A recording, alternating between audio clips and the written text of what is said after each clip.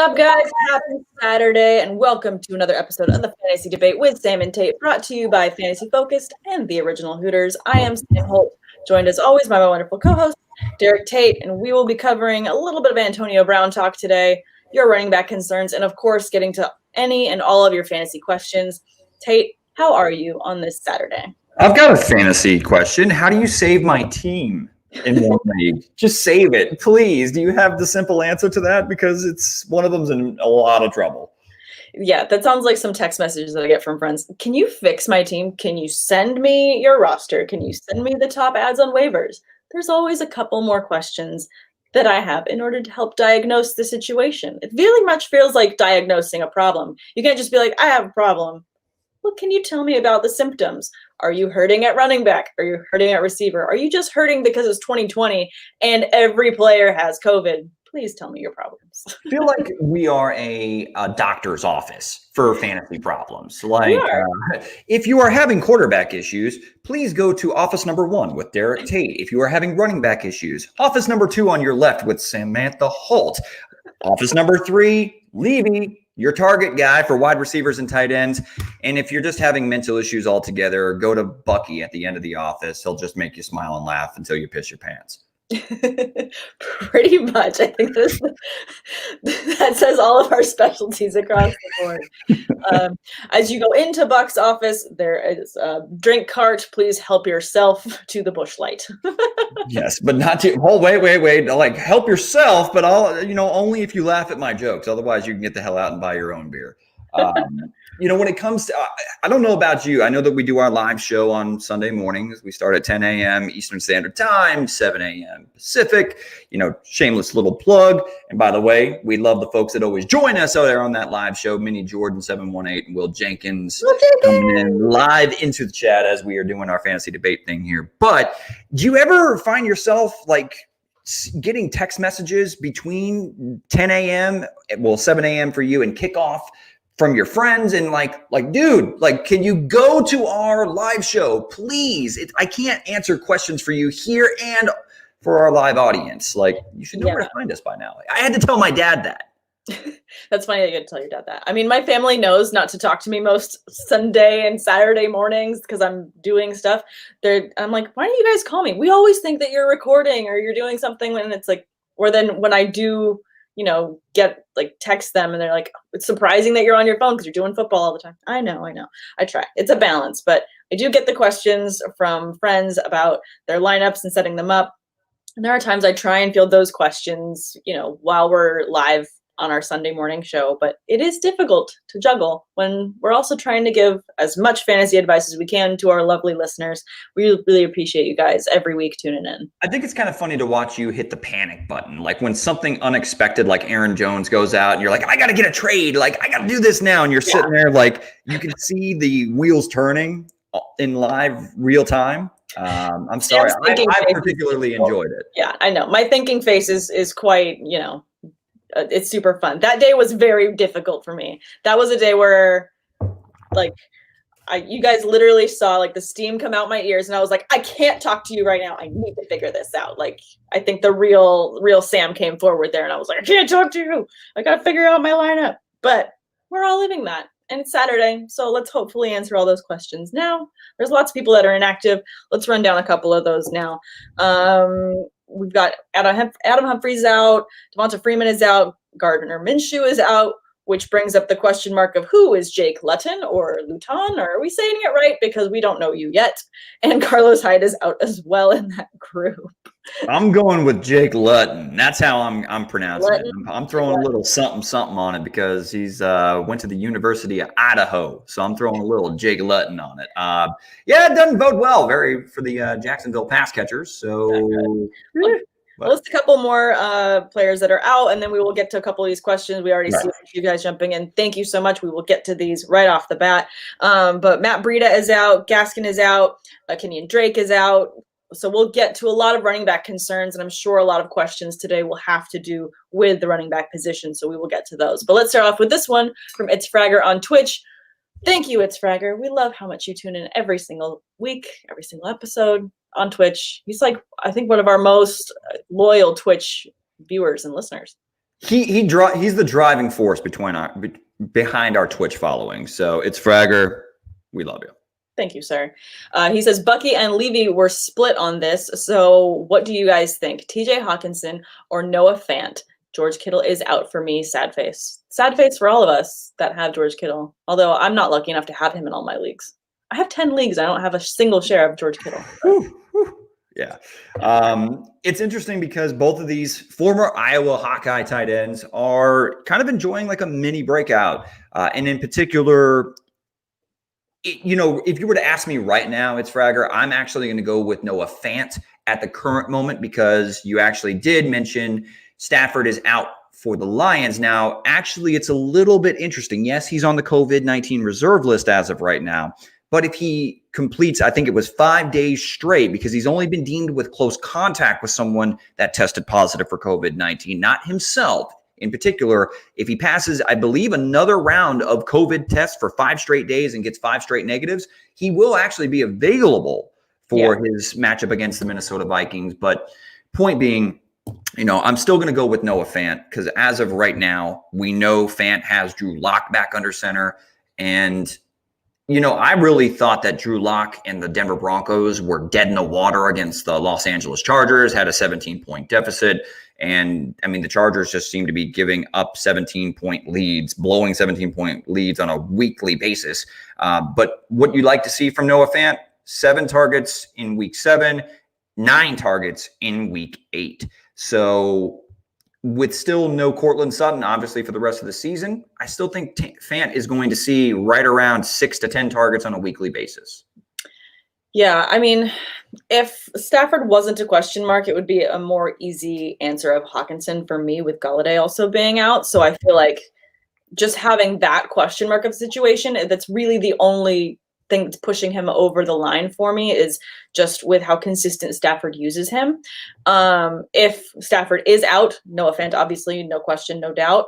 But I do love Noah Fant's usage. It's been very consistent this year. And I think the tight end position has been one of those dynamic positions where every year has gotten a little bit better at the position where there's like a group that's growing of people you can trust at that position. And I feel like Noah Fant is establishing himself into that group this year.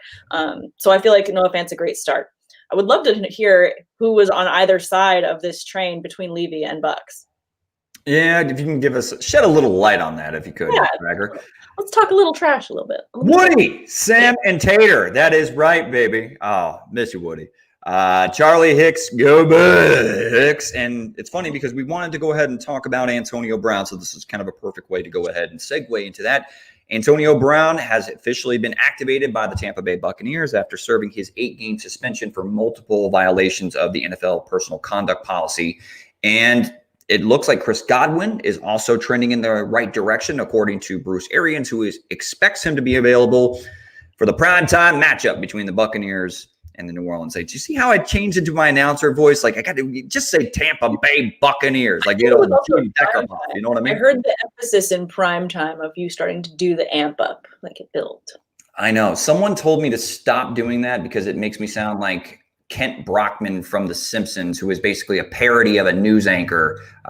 And now I went back and I looked at that and I'm like, yeah, I kind of do that from time to time. Anyway, point being. So, Charlie, we got to pick Anyway, Mike Evans, Antonio Brown, Stephon Diggs, and Debo is not really even available. They already played on Thursday Night Football. You probably didn't know that because the 49ers flat out didn't show up on Thursday Night Football and got waxed by the Packers. So personally for me, Sam, I'll just answer real quick. I got Mike Evans and Stephon Diggs. It's tricky though because Mike Evans is going against Marshawn Lattimore, who back in week 1 held him on lockdown. Mm-hmm. So 1 catch for 2 yards. Luckily, it was a tutty for those of you that started Mike Evans. Yeah. But how do you feel about going with Mike Evans and Stephon Diggs? Personally, I don't want to trust Antonio Brown, who hasn't played in NFL football in over a year, with Mike Evans and Chris Godwin and Rob Gronkowski and Leonard Fournette and Ronald Jones. It feels like Brady has like all of his boys every single game, and he doesn't know which one he's going to hang out with the most during a house party. Like it's just, you got to feel it out via the flow of the party. Well, I think that we're going to have to go to our, resident analyst on Brady's Instagram, which is Ryan Levy, to know who is going to be the guy this week, because that's apparently what is the most telling feature. I think that with Antonio Brown, if you have him and you're struggling at the wide receiver position, you're starting him, because the one game he played for New England last year, he had 4 receptions. He had 8 targets, 56 yards and a touchdown. So you weren't mad at that. You were mad that he got suspended the following week. But we don't know that that's going to happen this time. And I think that if Mike Evans is going to get this Lattimore treatment, which we've seen almost as textbook that he's going to get in this situation, I think this could open up Antonio Brown. Now, I'm not saying that if I had Mike Evans and I'm in this situation, Charlie, I would start Mike Evans and I would start Stephon Diggs because it's, to me, the safer play. But, your expectation should be you're probably going to see some Antonio Brown points on your bench. It's tempting, Charlie. I'll say that. It's a little tempting to start Antonio Brown because of some of the documented struggles that Mike Evans has had against lockdown Lattimore. But I'm just not taking that risk this week. I'm going to roll with Mike Evans and Stephon Diggs, kind of the more proven commodities. And then I'm going with the Cubs hat. I'm an idiot and bought a Bucks hat that was a little bit too big and fitted and did not return it in time. So got to eat that $30 purchase. Shit happens. But thank you for the. What's that? Sell that on Poshmark or eBay. My brother does eBay all the time and sells his sports stuff. Okay, I mean that's a capitalist way to do things. I'm just, I'm just an idiot and just left it around the house collecting dust. If it's just going to sit there, someone else can enjoy that hat. Woody, the only thing Tampa needs is more tater. This I can get behind. Oh, Sam, don't make that's not good. I saw that face. Not good. We already talked to Fragger about Stafford for the Lions possibly being out. Woody is in a tough position, though. 14-man PPR bye week, wide receiver issues. Got to start one. Marcus Johnson, and I don't know if we got around, but T.Y. Hilton is doubtful, I believe it is. Doubtful, yeah. And then we got Denzel Mims or Larry Fitzgerald. He has Kyler Murray, maybe double dip there. Your thoughts of the 3? Oof, this start 1. Oh my goodness. I don't even know where to begin unpacking this. I mean, my gut says Larry Fitzgerald because, he's just always been a little bit more consistent for volume. Mims could see a good amount of targets. Where are you unpacking this mess? I'm sorry, Matt. This is a little bit of a difficult one to unpack at wide receiver. Yeah, this is a little bit tricky because the toughest matchup of these 3, I believe, is Marcus Johnson. And I know that Marcus Johnson has kind of flashed some big plays. I mean, he's a big play threat. I mean, there hasn't been a game yet where he hasn't averaged at least 17 yards per reception. So he's somebody that can get you a couple chunk plays. But that matchup against the Baltimore Ravens, I'm trying to stay away from it, even though T.Y. is likely to be on the shelf. Denzel Mims, not a great matchup in his own right.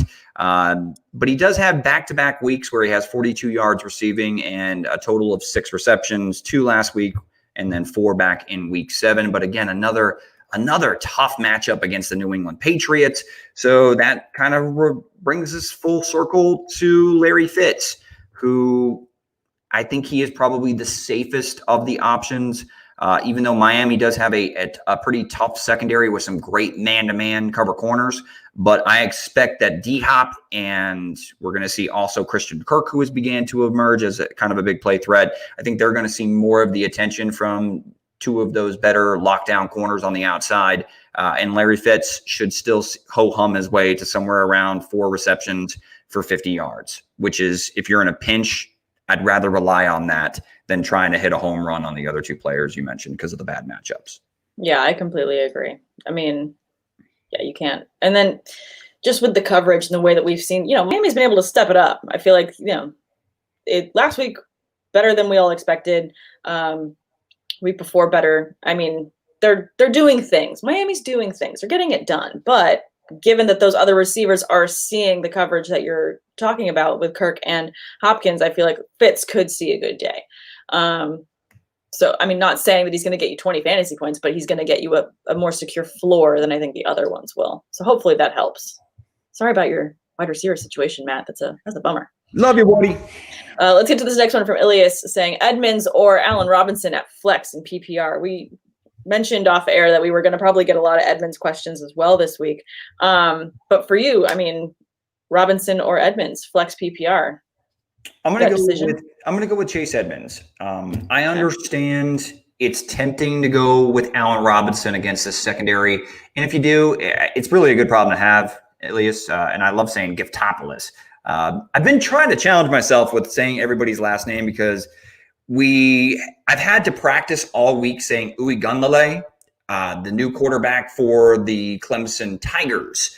Because the fact that Trevor Lawrence is out with COVID. So I've had to literally I had to say that name like 7 times before I went on air. But that being said, Chase Edmonds, no Kenyon Drake. Edmonds has been pretty good as far as his efficiency with his touches. Obviously, he's going to see an uptick in volume. And against the Miami Dolphins, who have allowed 120 yards per game on the ground, and Edmonds can also do some nice things in the passing game, I'm willing to roll the dice with him over Allen Robinson, and we just don't know what Chicago Bears we're going to get offensively from week to week. No, I think that's a bit of a question mark for sure as to what we will get consistently week to week. I think that Edmonds does provide the safest floor, but I do like the matchup. I know that Tennessee can be beat on the pass, so I don't think that Robinson's going to have a bad day either. Safer floor, requisite touches, go with Edmonds, but I do think Allen Robinson is going to have a nice day. That's a great problem to have, yeah, between those two guys for flex. Good job. This one from It's Fragger. Should I start CMC this week? CMC is active. If you've held on to him this long, you start him. Unless somehow you magically traded and got the other top 4 running backs in the league. No, you're starting Christian McCaffrey. Think about I would compare it if you owned a Lamborghini and something went wrong under the hood and it took a little bit of time, a little bit of love, a little bit of man hours from the mechanics to go ahead and get that sucker fixed up. And then you get it back and they hand you the keys and then you decide not to drive it. Like, no, you have CMC, put that Lambo back in your lineup and enjoy the points. Like, yes.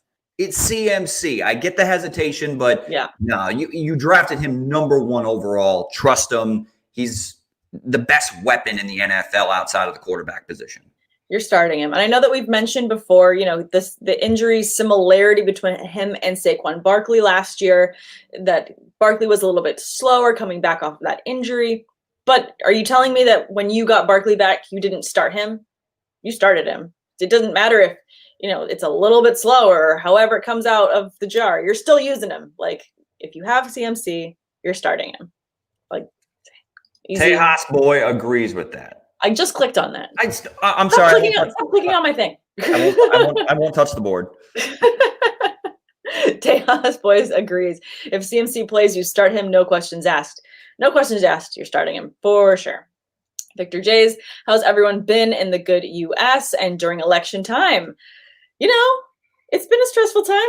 There will probably be some recounts. There's some kicking and screaming by a couple people, but we're hanging in there. Thank you for being so thoughtful, Victor Jace. I imagine the Canadians right now, like Victor Jace is probably, it's kind of like being on the top floor when you feel like you smell smoke and have seen some flames shoot out the bottom of the building. And it's like, what the hell's going on down there? Are you guys okay? And we just keep waving. No, it's all right. We're figuring shit out. Like, no need to panic and, jump off the roof, and to avoid a fire that's going on the first floor. Oh my God. I don't know if that's a good analogy, but I kind of feel like for Canadians, they're probably sitting there watching like, what the hell is wrong with these Americans? It's so good. I saw, you bring that up. I saw a meme of Justin Trudeau, like looking down, and the bottom half was in Star Wars where Han Solo is answering the board and they're like, what's going on down there? He's like, everything's fine. Everything's okay. How are you? That's exactly what we're doing right now. That's actually really good. It's really good. I'll have to find it and send it to you because it made my day. Boom. Boring conversation anyway. Look, we're going to have company. Sorry. Exactly. And I knew you'd be able to finish off that line. So perfect. But we're doing okay. Thanks for asking, Victor. It's Fragger says Buckey was with Hawkinson and Levy was with Fant. If you, Can you I call will read Levi it. I will read it phonetically if you put it on the board. Call him Levi to his face tomorrow. Please. Levi. You know, if he says something I disagree with, I'll be like, Levi, I disagree with that. No, Levi. It's good to know where the boys stand on that, though. By the way, he was in the hospital yesterday with an allergic reaction. So thoughts and prayers to our boy Levy. We love you. Get healed up, brother. Hopefully we have you tomorrow, man. But yes, get better soon. That sucks. Those are not fun, but hopefully everything's gonna be okay. It's Fragger says might be limited, but that's what I'm asking. That's why I'm asking. Yeah, cool. Thanks, guys. Keep the chat going. We love it when you guys chat with each other. It's awesome. David Hayes saying, what's up, guys? Great stuff as always. Thank you so much, David. Thank you for tuning in and joining via Facebook. On Facebook, if you guys could like us, we'd appreciate it. Thumbs up and a follow. Dave is one of our boys from ESPN Panama City, ESPN Radio Panama City. So giving us a little bit of love. Great stuff as always. Thank you for having me on yesterday. Thank you very much. I'm flattered. I'm flattered that you guys continue to have me on. Thanks, David. Appreciate you joining us. Darren Murray, what's up, guys? I need a quarterback, not many options. Well, you're starting this list with Sam Darnold, so I'm scared for you. Sam Darnold, Chase Daniel, Jake Luton, Gabbert, Taysom Hill. Oh my, Darren, I am sorry that these are your options. Okay, let's try and dissect this politely and in the most doctor way we can, Tate. How can we help Darren with this quarterback mess of a list? I mean, my gut when I see Sam Darnold is no, but these are not good options. So let's try and unpack this. Okay. Yeah, let's look at, if we just look based on the matchups, which is where we're going to have to go with. I mean, the Jets don't have a good matchup either. So, I mean, I think we immediately have to scratch him off the board. They're facing the Patriots, who have not been good themselves either, but they still have a defense, a semblance of a defense that is going to have him struggle. I'm pretty sure that Jamison Crowder is out as well. I don't think that we have a lot of confidence in Sam Darnold's weapons. Are there any, traits that that are redeeming for Sam Darnold in this argument? No. No. Kindly, my analysis is very thorough and just say no. No. Once upon a time, Sam Darnold was quoted as saying, I was seeing ghosts when playing this New England secondary and this New England defense. And we were talking about Denzel Mims, possibly being his number one option oh gosh, it's not pretty. I would actually rather roll the frickin' dice with Garrett Gilbert. And at least Dallas has high level playmakers on the outside that can create. You can throw a wide receiver screen to someone like CeeDee Lamb or Amari Cooper. Gallup is great with contested 50-50 balls. I mean, something I'd rather roll with the other players around him than some of the other options that you mentioned. But they're playing the Steelers. So I know. If this is a league where you're penalized for, incompletions, pick sixes that the quarterback throws, this might not be the quarterback for you. If we're talking about so bad. It's really rough. It's like you've got us in a pickle, Darren. We're trying to help you. You see the wheels turning. We're struggling. We're both just trying to work this out for you too. This is tough. It's like asking for Christmas. Hey, I need a quarterback, and you keep unwrapping the next lump of coal. The next one's a turd. The next one, it's all bad. I'm really feeling for you, Darren. So I would probably, yes, that matchup against the Steelers is not ideal whatsoever. No. If you want to go with Jake Luton, then that's probably, I think, the best matchup of them all. But again, do we know what the hell to expect from him under center? I think that the answer actually is Chase Daniel. And that is because the matchup is a bit friendlier with Detroit against the Vikings, and you're a little bit more confident in those weapons at hand in that consistency. So I think that it's a safer matchup when you're looking at these across the board, matchup across. That's what we're kind of trying to dissect in this quarterback mess that you're dealing with. I think that Chase Daniel is going to be a little bit more competent and have better weapons at his disposal. This could be a great Marvin Jones game. I think that this has got to be your play. This has got to be your guy. The reason why I overlook Chase Daniel is because I truly believe that I just have a gut feeling Stafford is going to be active tomorrow. So if he is not active, if Stafford stays on the COVID-19 list and is inactive versus the Vikings, then I go with Chase Daniel. Actually, that's kind of easy. It's just more so if Stafford plays, then you got to decide between these options. That's what I was trying to dissect. Yeah, no, for sure. I get that. The top of your list here has got to be Chase Daniel. And then between the other two, I would put Gabbert just a little bit above Lutton. Yeah. It's Gary Gilbert. Yeah, Gilbert. I read he says Gabbert right there. No, definitely not Gabbert. No, yeah, Gilbert. Yeah, my bad. No, yeah, I meant Gilbert. I would put Gilbert, Chase Daniel, Gilbert, Lutton. Don't start the rest. I'm surprised you took it that much time to rank them, but this is a pickle. My goodness. Well, hopefully, Darren, that helped, and you were able to get some semblance of advice. Good luck tomorrow. Ramblings. Good luck. We will get you through this. I can't guarantee that. No, cannot. But I love that the guys are chatting in here, and I don't see a question here, so I will continue and move on. It's Fragger says, have Gurley, CMC, and Robinson at running back spot and flex. Should I pick up Chase Edmonds and replace one of these guys?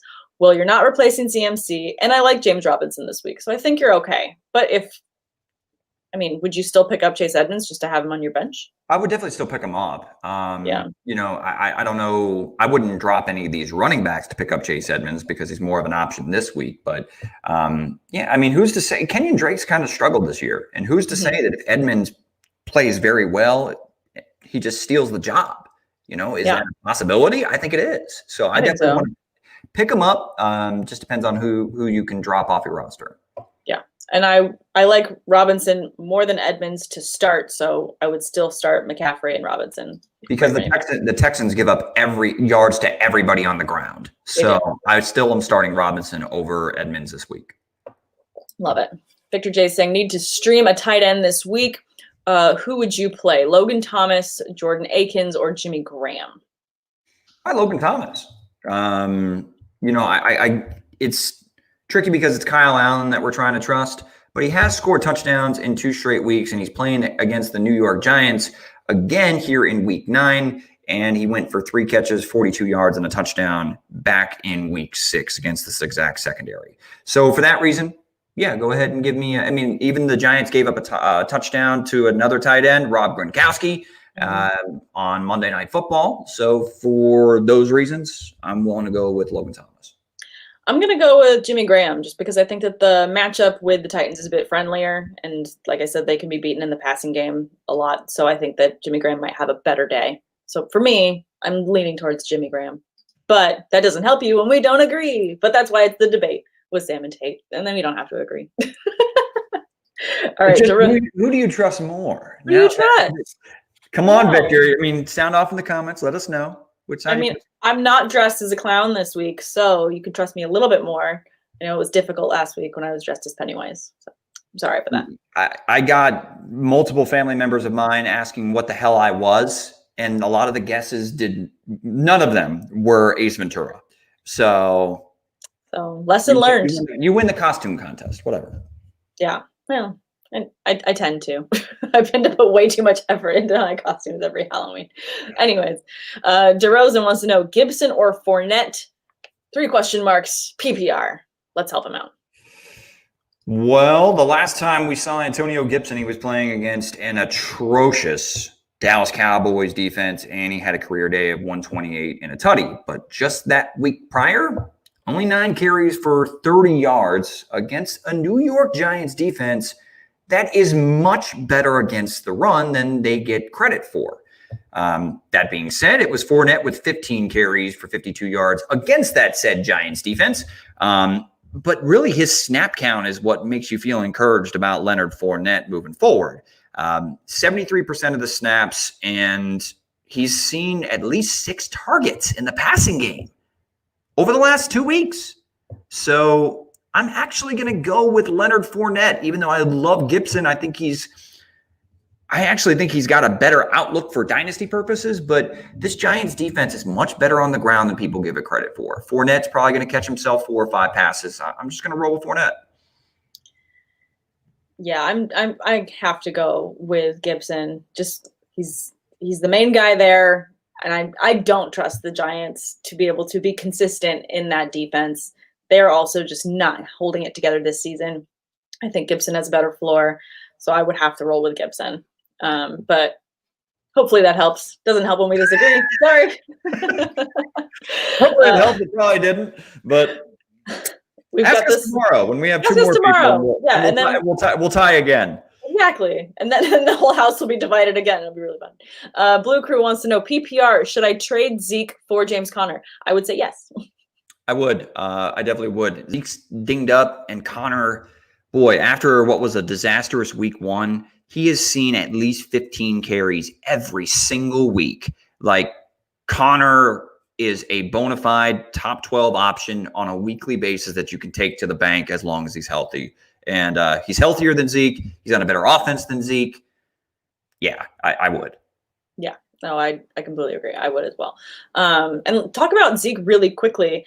Do you see him hanging up his cleats and being done with the season? He's dinged up, but Dallas has no semblance of doing anything the rest of the year. Could you see him being like, just sit me, just bench me, coach? Because you better not, because after holding out in Cabo just prior to last season, you demanded a payday because you're the best, probably making claims you're the best running back in the National Football League. And guess what? You lose Dak Prescott, your quarterback. They're looking to you because this is still a winnable division. Have we just forgot that the Dallas Cowboys are like only 1 win behind the Philadelphia Eagles for the NFC East division title? Sure, because the division sucks. But I mean, yeah. But just hear me out. I feel like, are we going to get Zeke's A game the rest of the season? Clearly, there is no soul left in the Cowboys. I mean, based on the way that the players did not rally around Andy Dalton when he took that hit, they just left him on the field to just stay there. Like, there's just no locker room presence there. And Zeke is supposed to be a leader in that locker room. I don't see him being a leader there. They seem very disjointed, very dysfunctional. I just imagine him being like, yeah, I just, something hurts and just, No, I get it. I mean, how the Dallas Cowboys teammates reacted is like if I were to see one of my friends get a beer bottle smashed over his head, and my first natural instinct is to go close my tab and not try to go help him or protect him or get people off of him. It was very odd to see just the culture there in Dallas where so bad. This team is like given up, and I want to call them almost soulless, which I don't want to do that to a bunch of athletes, but I mean, that was a punk ass move by his teammates. I agree. And that's for that reason, I feel like when it comes to Zeke in these trades in Dynasty, I'm selling these shares wherever I can, because I feel like with the name, you're going to get great value. This is a great trade for getting Conner for this, as he's currently on the upswing, still on the upswing. And I feel like I just don't think that we're going to see Zeke being worth starting the rest of the season. I feel like I'm full of the analogies today. Breaking. I mean, I'm feeling it today. That's why I just cracked my first play. Let's go. You're in rare form. I like it. Analogies are always good. Let's get on to the next one, though, and help more people with these amazing questions. Thanks, guys, for joining. I Sell WC says, PPR, am I starting Damian Harris over DJ Dallas? Hell yeah, you are. Absolutely. I mean, DJ Dallas, we don't even know if Chris Carson is going to be back. If he is, then DJ Dallas is very, very murky as it is. And not to mention, of course, Pete Carroll, the ultimate coach, went ahead and said he feels comfortable playing Alex Collins, which – okay, that's great. That's like trying to clean your windshield with spaghetti sauce. Thanks for muddying the situation even more there in Seattle. And that being said, I mean, when it comes to close games for the New England Patriots, and in particular, if they have a lead, we know they're going to run the football. And we've seen now in 2 of the last 4 games, Damian Harris, when he gets over 15 carries, he's actually topped the century mark. So for me, it's easy. I think they're going to have the lead against the New York Jets. What cures offensive woes in 2020? Playing the New York Jets or the Dallas Cowboys? It's been tried and true that, it will straighten your team right up to play the Jets because you'll feel great after it. I mean, I feel like that's been the case for a little while now, but I think that Damian Harris is a very solid start for you over DJ Dallas. And because Pete Carroll does like to mess with his schemes week to week, and if Chris Carson is questionable, but maybe gets the start for the first quarter, can take away, and then he wants to give Alex Collins a go, I think for that reason, you're good starting Damian Harris this week. So at least we agree on that one. We got you on that. Mark Andrade wants to know, what up? Need 2 wide receivers and 1 flex. I've got AB, Mike Evans, Chark, Corey Davis, Sterling Shepard, and Gus Edwards. Thanks, guys. Believe it or not, Andriati, I'm going to say if Mark Ingram doesn't play, that I'm going to go with Gus Edwards. I mean, we saw Gus get 16 carries last week. I mean, and he was pretty effective with 87 yards on the ground and a tutty. I'm going there, and then you need 2 wide receivers of the group. I'm going to roll with Corey Davis. Like, Corey Davis has been pretty damn good this season, and people are just overlooking him. I know he had an injury that cost him week 5 and week 6, but since then, he's come back with A.J. Brown in the lineup and gotten 10 targets each of the last 2 weeks and still found the end zone even against the Pittsburgh Steelers 2 weeks ago. Corey Davis is one of them. And then on the other side, it's really, really, really tricky, but I'm still going to roll with – I'm going to go with DJ Chark, even though it scares the hell out of me that Jake Luton is under center. We don't know what to expect. But I'm staying away from Mike Evans as long as I have other good, competent options because he's going up against lockdown Lattimore. And it doesn't help that Godwin's going to be there. It doesn't help that Antonio Brown's going to be there to steal away targets from him. Yeah, this is tough. I'm going to agree on Corey Davis for sure. I don't know that I have the confidence to start Chark, though. That's what is kind of getting me. I think I'd start Mike Evans. Scared money don't make money, Sam. I know. It's not good, but I would go with Evans. But at least we both agree on Corey Davis. So there you go. It was bad for Chark last time we saw him against the Chargers. Like one catch. That sucks. Yeah. Not good. But hopefully that helps, Mark. Sorry about that. Luke wants to know Herbert's matchup versus Las Vegas or Herbert's matchup. Wait, Herbert. I read that wrong. I'm taking Herbert. It's given me the choice between Herbert and Herbert. Do it, Luke. I'll say this. I like Herbert. This is really. Are we reading this incorrectly? I'm reading it weird, right? What? Are there options here? Okay, on? Luke did clarify. Herbert or Jackson. Okay, I found it. I found it. I'm like, my goodness. That was sorry, we didn't double check you down there, and we come across your other one. I got it. He's throwing the crying emoji in there because he's laughing at himself. So between Lamar and Herbert, I'm going Justin Herbert. Look, Herbert's been too good. Period. The matchup is favorable for Justin Herbert. He's thrown 3 or more touchdown passes in 4 straight games. And he's going up against a Raiders secondary that I believe gives up like 266 yards per game in the 260s. And by the way, Herbert has topped 266 yards passing in 5 out of the 6 starts. So Herbert's playing better football right now than Lamar Jackson. And he's a better fantasy option. Even with Lamar's crazy rushing capabilities, I'm rolling with Herbert. He has had far better consistency. And did you say he had at least 3 touchdowns in the last 4 games that he played? Yeah. I mean, and a single touchdown in every single game that he's played. So, and he came off, and his first week, obviously, he knew he was starting about 5 minutes before the game started. And he still had over 300 yards and a touchdown for that game. So he's been very consistent in just off the start. So I think that with this great matchup against Las Vegas, which also still sounds weird to say, I mean, you've got to start him. Jackson's just not been what he was supposed to be, which is very concerning. The weird thing is that, too, it's not garbage time tutties. Like, they've gotten out to a 17-point lead over like 3 out of the last, I think it may be the last 3 straight weeks. So he's doing his damage. when the game is still competitive, it's not garbage time stuff. I mean, Herbert is playing really good football. So I'm rolling with the hot hand. Yep. So we've got that one for you, Luke. We've got Herbert or over Jackson. Thank you for clarifying. And sorry for just reading exactly what is there, because that is what I will do, apparently. Sam is a version of Ron Burgundy from Anchorman. You put it on the prompter, she'll read it. I am. I really am. Darren says, how much should I be giving for DK or Lockett, considering your opinion on who I should have for the rest of the year? So, okay, if you were to trade one of them, I'm guessing you have both the way that you've written it. Should I be giving up for DK or Lockett? So I would rather have DK. I feel like you can get a lot for Lockett. It depends on what your needs are.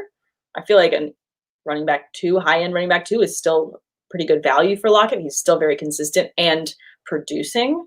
Where do you feel like you see either of their values? I mean, for me, I'm not getting rid of DK. DK is the player that I want to have on my roster moving forward.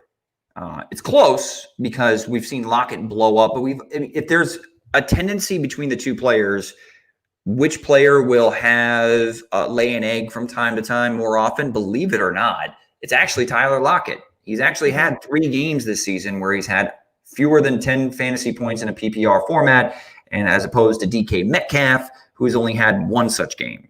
So, and they're both capable of blowing the top off defenses and huge monster performances that win you a week. But DK, believe it or not, has been a bit more consistent. So I'm going to want the guy that's a little bit more consistent and offers that same exact upside. Definitely. See what kind of offers you can get. And if you can bring those to the next fantasy debate or to tomorrow's show, please do, Darren. We'd appreciate that.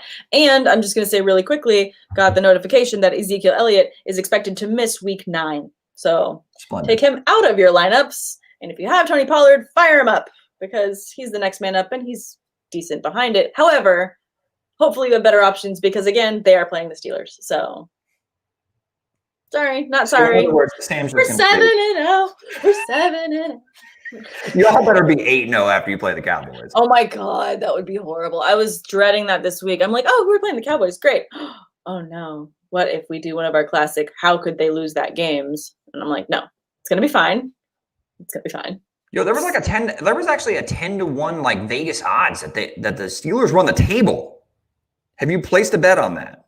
I don't do those bets because I'm scared of losing money.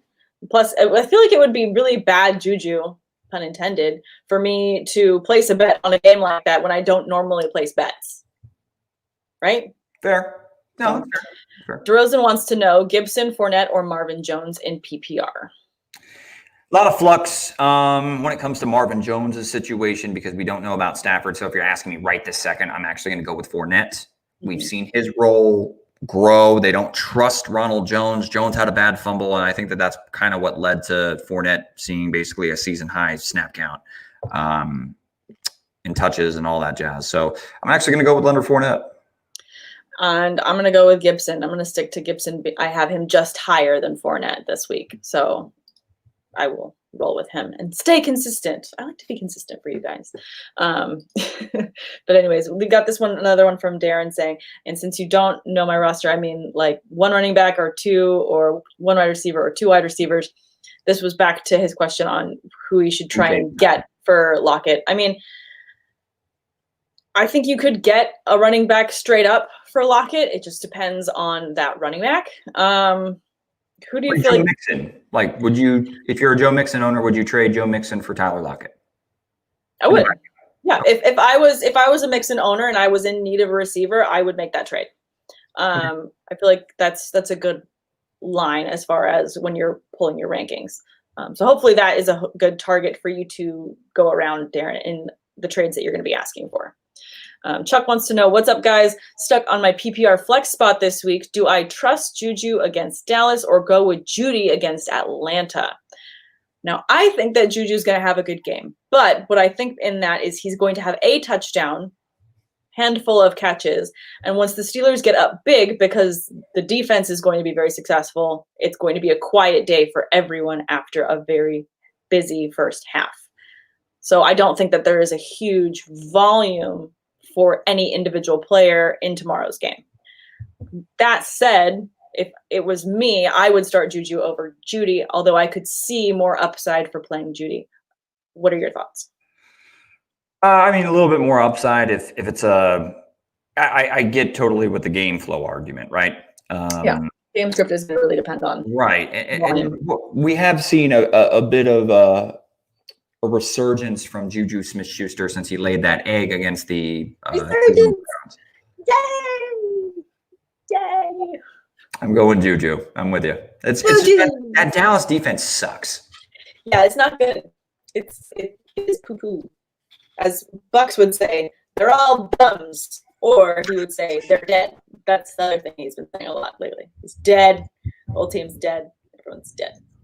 Because he's our ray of sunshine. Charlie Hicks wants to know, Boswell or Zerline? Kicker question for us. Give me Greg the Leg. Greg the Leg, Zerline. Yeah.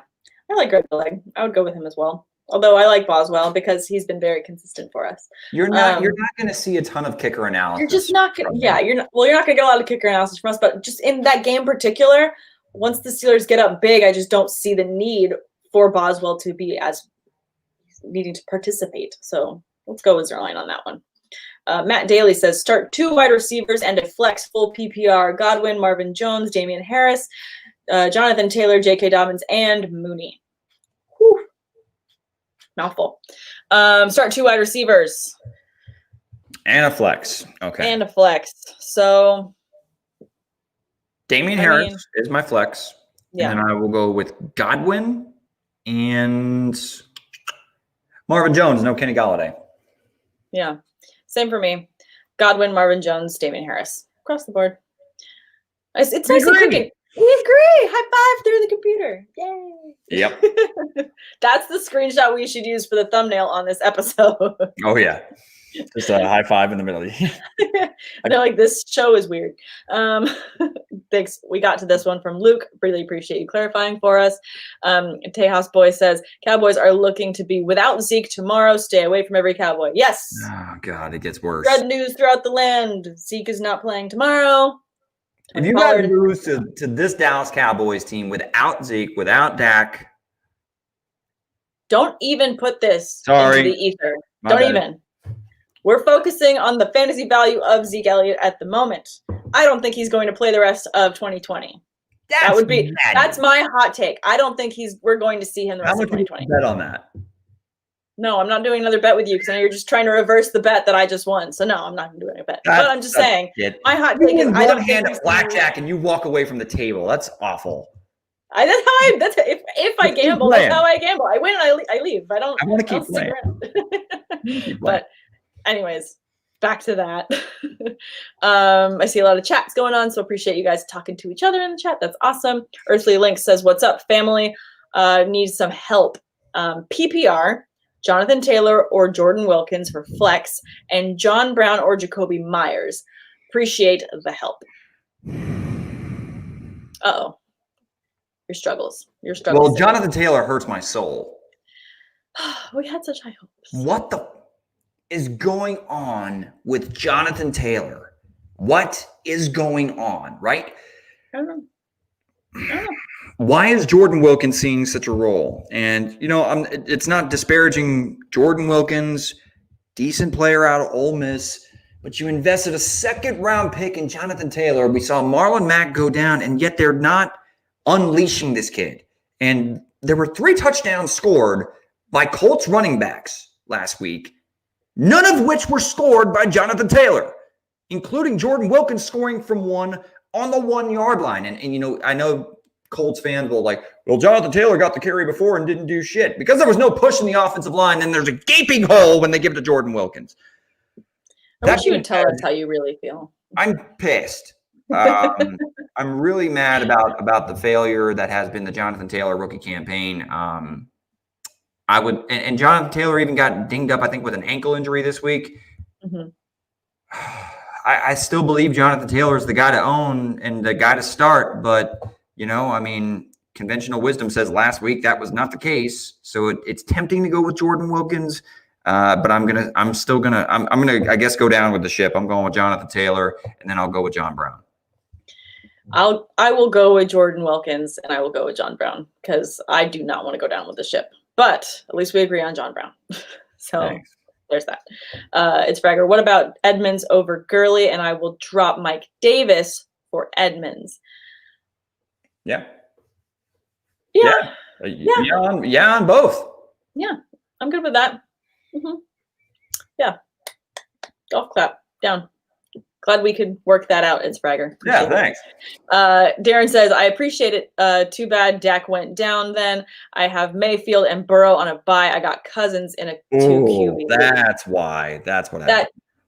This explains the storm of shit that you are sailing. And Darren, I am sorry that it stinks so bad. Like this, yeah, it is brutal. This is just going to be a brutal bye week. But hopefully we can get you through it. If Stafford is out, like you mentioned, you had Chase Daniel. I think that he is the better of the options there. But,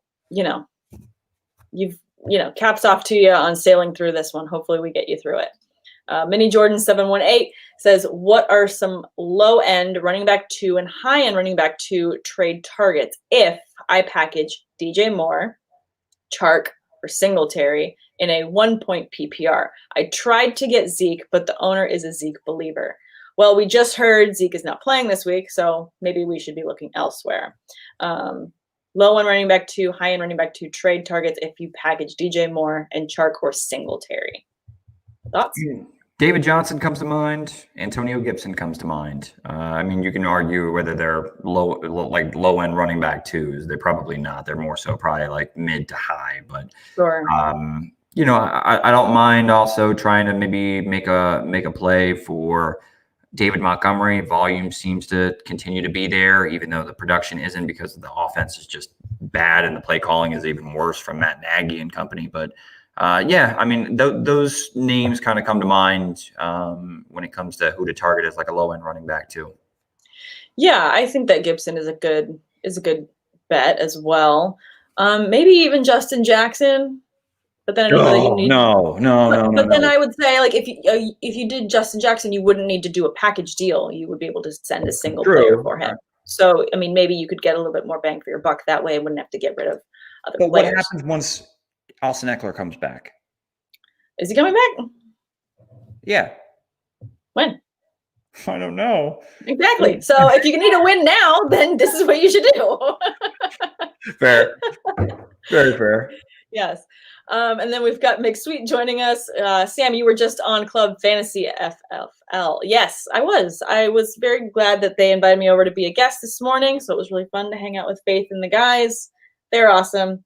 The fantasy community is so inclusive and so welcoming. I just love being a part of this fun group of people. It's been awesome. So yes, I was on there earlier. That's doing a lot of podcasting today. It's warm up for tomorrow where we do 3 hours of podcasting. Yeah, Sam makes a lot of guest appearances. I don't. I'm just blessed that ESPN Panama City is for some reason decided to make me their fantasy guru. Just crazy. But yes, basically, I agree with you, though. I'm echoing the fact that the fantasy community just rules. Yeah, no, the fantasy community absolutely rules. And again, guys are chatting. I really appreciate you guys going off in the comments. Tejas Boys is telling It's Fragger to hold Mike Davis just in case he is the most important handcuff. He is a very important handcuff, but I'm guessing if you're saying that you would want to drop him, it means that you have very, very shallow bench depth. So that's probably going to be consistent across your league. Because otherwise I would say, yeah, absolutely bench him. Don't completely get rid of him. But, every league is different. I had one league where it was only like 3 bench spots. And I was like, who can live like this? Like, I need options in the closet. This is ridiculous. How am I supposed to get dressed in the morning with 3 bench spots? Right? Yeah, no, I hear you. That was crazy. Anyways, on to more things. Logan says, with Ridley probably out, would you roll with Moore, Chark, or even take a chance with Mooney this week at flex? I'm going to roll with DJ Moore. Chark with a new quarterback under center, Darnell Mooney, who is playing really good football out of Tulane, the rookie, but it's still the Bears offense, and I just don't trust the Bears offense. At least I trust Teddy to get DJ Moore about somewhere between 5 to 8 looks a week, and DJ Moore can still pop a big one at any given moment. Yep. Agree. I have to go with the consistency of the player and not having to deal with a new quarterback behind there, not being able to trust the Bears and anything they do. Completely agree. I would have to roll with DJ Moore as well on that one. Victor J is saying no need to choose favorites. That being said, I do have Logan Thomas locked in now. Eh? It is what it is. It's fine. Victor, I thought we were friends, but no big deal. Zarate wants to know, not starting Brown this week. I mean, yeah, I think it's a good call. It's a safe call. I think that there's certain situations and certain league formats, maybe 3 wide receiver formats plus a flex, where you feel like you can take that dart throw and start him. I'm not saying it's crazy to start him. I'm just saying it depends on your format. And if you have better options, you always start better options. Will Jenkins says, is LaMichael P. Ryan a good play this week? No. I mean, No. I know that the Patriots defense has actually struggled against the run. So if you're talking about like on paper actual matchup, then yeah, I mean, LaMichael P. Ryan could, probably come up with a ho-hum 5 to 8 point performance. And, hopefully you're banking on a tutty because you're not probably expecting any sort of breakout performance. So I'd rather play other dart throws, to be honest with you. But I think he's somewhere like around a top 35 option at running back, for this week, top 35, top 40. Yeah, there hopefully has to be better options. I mean, if you don't have better options, you can just know what your floor is going to be with him. Not going to be a crazy, amazing game for you, Ryan. But it's Freger says Lamar equals overrated, flops during big games. I don't feel like he's overrated. I feel like he's just having a struggle. I think we've been used to him having this crazy growth like throughout his career, and he's still very young. It's natural for him to have struggles. I don't think that that means next year, he's probably not going to go in the first round in a lot of our drafts, but I don't think that means that he's done or by any means overrated. I feel like he's going through some growing pains with the team, and I think that that's natural and normal, and it sucks for fantasy owners, but I don't think he's done. I think it's a little bit of an overreaction, to be honest with you, from as far as the media trying to. Look, I understand that he has to clean up some certain things about his game. Like, I mean, he turned the ball over 4 times in a big moment in a battle for the division against the Pittsburgh Steelers, where really the Ravens dominated much of that game in a lot of different facets. And the difference was Lamar Jackson and his inconsistency in turning the football over. Like, you cannot do that in big moments. And we saw him do it in the playoff game last year where he was the MVP of the league against the Tennessee Titans. Like, you cannot turn the football over and expect to beat good football teams. Yeah. That being said, a lot of the frustration with his being called overrated this year, I think just has to do with the fact that his accuracy has become a bit more erratic, like we originally anticipated him in entering the National Football League. There's some mechanics things that he's gotten away from. And I think there's just some feeling that he's pressing a little bit, trying to make too many plays. And you see balls that are sailing on him a little bit. It's just not quite as clean as it was last year. I think he's fully capable of getting it cleaned up. It also does not help, Sam, and you're lucky because you're a Pittsburgh fan, that the Ravens didn't go and get him a playmaker on the outside this offseason, and they didn't do it at the trade deadline. And really, Marquise Hollywood Brown is his number one. Like, I think that they're doing him a disservice by not getting him a bona fide stud on the outside. Rodgers has Adams. Kyler Murray has D-Hop. I mean, Brady has a crazy amount of weapons in Tampa Bay. Like, you have a young star quarterback in Lamar Jackson. Mahomes has Tyreek Hill and Travis Kelce. I mean, arguably the 2 best at their respective positions. Who does Lamar Jackson have? It's Mark Andrews and really a bunch of ho-hum players and a deep threat in Marquise Hollywood Brown. Like, I don't want to throw the book and label him overrated because of what has been a little bit of a slower, less efficient start to the 2020 season. I agree. And I feel like just based on, his growth over 2018 and 2019 and what he was able to do, he obviously flipped the script and changed what we expected out of quarterbacks at the position. Going forward, it is going to be very difficult for any quarterback to come into this league and not be a dynamic playmaker on all fronts. He is a dynamic playmaker on all fronts. He proved last year that he could be a very competent passing quarterback, doing the deep threats, having different dynamic plays across the board, and still be able to have a high rushing floor. Now, what you do when you reset the playbook is people have to study you. So that means that every team has gone out and focused on making sure that Lamar Jackson does not beat them that week. So that means that he's had to relearn the script because everyone had to learn him. So this is going to be one of those heavy learning years for him. And he's going to come out as an even better quarterback next year, having gone through these growing pains. That also means that Baltimore needs to get him more weapons. Speaking to that point, I think he absolutely needs another deep threat. The more weapons at his disposal, the more successful he will be. He's been doing a lot with very little. He needs more ingredients to make a better recipe. It's a copycat league. So anytime Lamar Jackson struggles, the first thing that every defensive coordinator in the National Football League does is take that game tape and study it and dissect it to see how to slow down Lamar Jackson. And it just, when you combo that with just some erratic inconsistencies with his accuracy throwing the football, it's leading to folks, and not to mention, you mentioned that he's changed the game. A lot of coaches out there now are okay with getting a dynamic talent as far as running the football that may be compromised, not quite as between the ears and polished as a passer heading into the National Football League, to put that type of stress on opposing defenses. And you have Lamar Jackson. I just personally think that he set the bar so high in 2019 that anything other than just out of world performance, people are going to nitpick him where they can. And that's exactly what has happened thus far. And we'll see Lamar Jackson and how he responds because this team is going to make the playoffs. It's just they're only going to go as far as Lamar can take them. And even though he had a quality week, Sam, I mean, you watched every snap of the game for the Steelers and the Ravens. Lamar Jackson threw for 200 yards against a tough defense.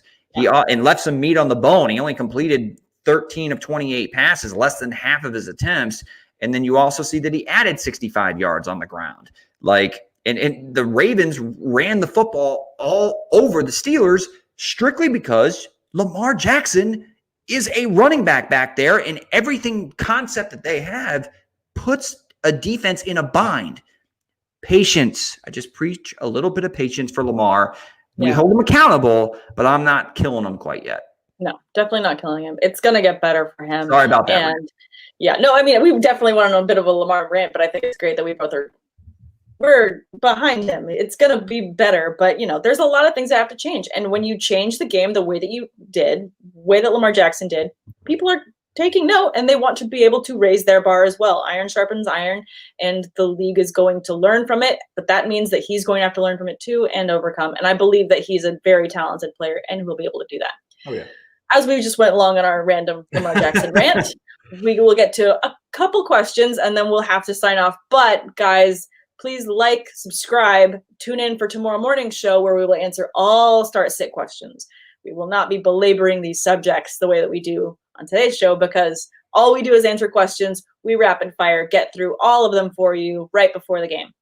So tune in on Fantasy Focus tomorrow morning, 7 a.m. Pacific, 10 a.m. Eastern, and the whole crew, myself, Tate, Levy, Bucks will all be there for you. So let's just get through a couple of these and then we will sign off for the day. Thanks guys for tuning in and for throwing so many questions at us too. We really appreciate all of these questions and the loyal listeners that we have, loyal viewers too. Leroy Ross says, Corey Davis, DJ Chark, or Randall Cobb? Leroy Jenkins. Anyway, so we got ourselves again. I'm gonna roll with Corey Davis. I've just seen too much consistency from Corey Davis, which I think he took this shit personal that they decided not to go ahead and exercise his fifth-year rookie option. And I understand that why the Titans didn't, partially because, they run the ball through Derrick Henry. They had to give him a contract. They saw the emergence of A.J. Brown. But look, Corey Davis, he's going to get paid one way or the other with how he's playing football in 2020. And he's reminding everybody just how really gifted he truly is. And for that reason, I'm going to roll with Corey Davis.